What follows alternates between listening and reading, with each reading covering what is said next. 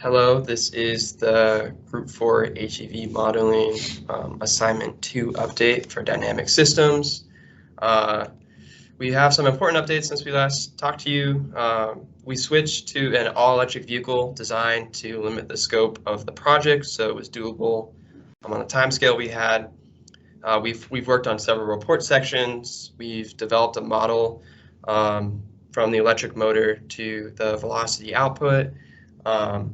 And then we're currently working on a simple model of a battery pack, and we think we have a good path forward on that.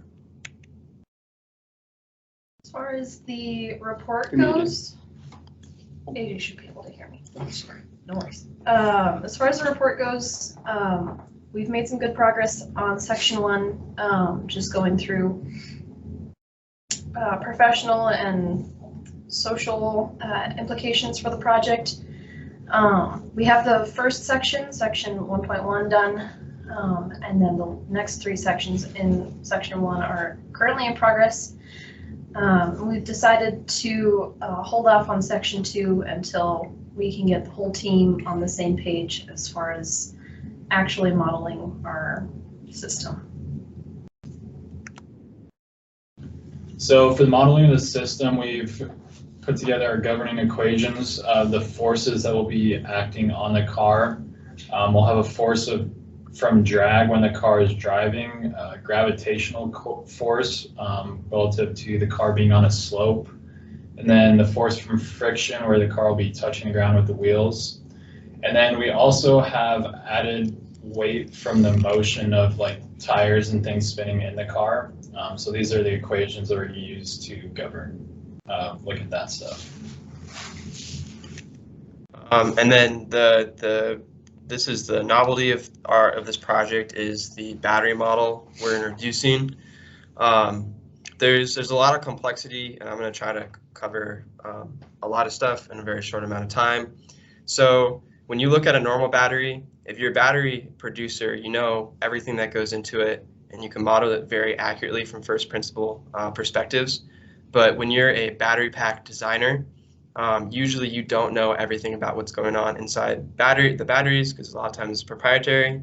And so we create these battery equivalent circuit models, which you see on the right.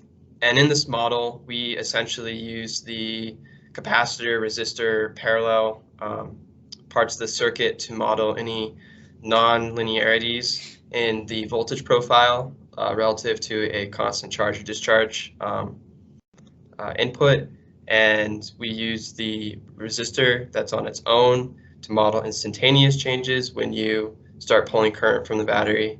And then the other impedance load you see on there, as well as the other voltage, that is generally used to model the slow degradation in state of charge over time for the battery. But for lithium batteries, that's generally disregarded because they hold their charge very well. So when you're creating these equivalent circuit models, there's a lot of complexity that goes into it.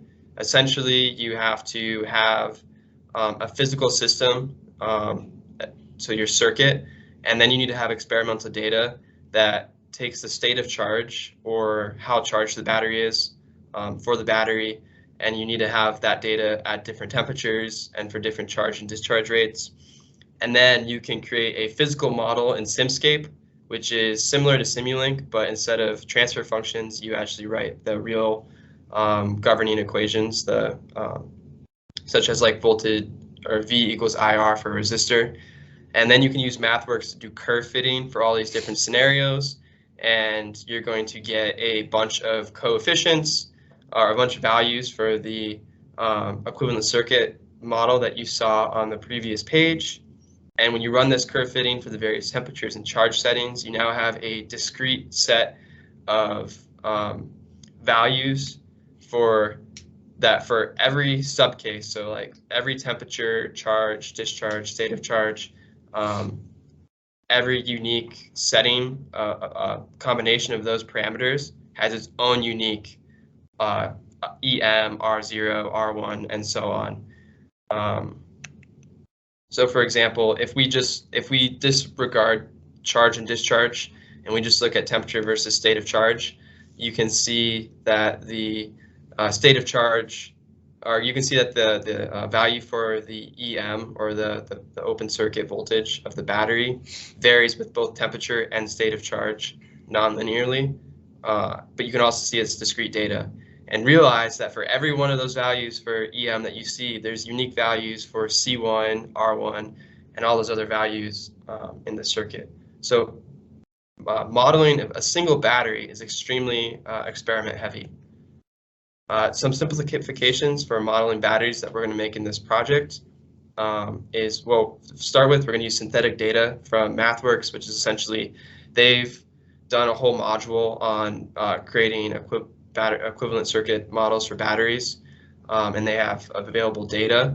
So we'll be using their data as experimental data. We're only going to consider one temperature and not account for charge or discharge rate. And then we're going to use average values for all the capacitors and resistors. And so we're going to use average values for everything but the open circuit voltage. And we're going to have discrete values for the open circuit voltage that we get from doing curve fitting of the synthetic data. And we're going to plot those in Excel, and they should form a essentially first order system, so first order curve, so an exponential curve that we can then find the equation for in Excel, and that will then be go into the circuit model as well. And then we can find transfer functions and put it on the Simulink from there. Now that was for a single battery. So what we're actually going to have to do is we're going to have to, once we have a battery model for a single battery, for modeling a battery pack, there's a lot of different options. The only option really available to us based off the data available to us currently is option 1 you see on the left, which is to string together a bunch of battery models in series and parallel. And so we're going to do that to get to the necessary voltage for our motor. This is a crude approach because you should also take into account the current going through each individual battery, which if we have time we will do.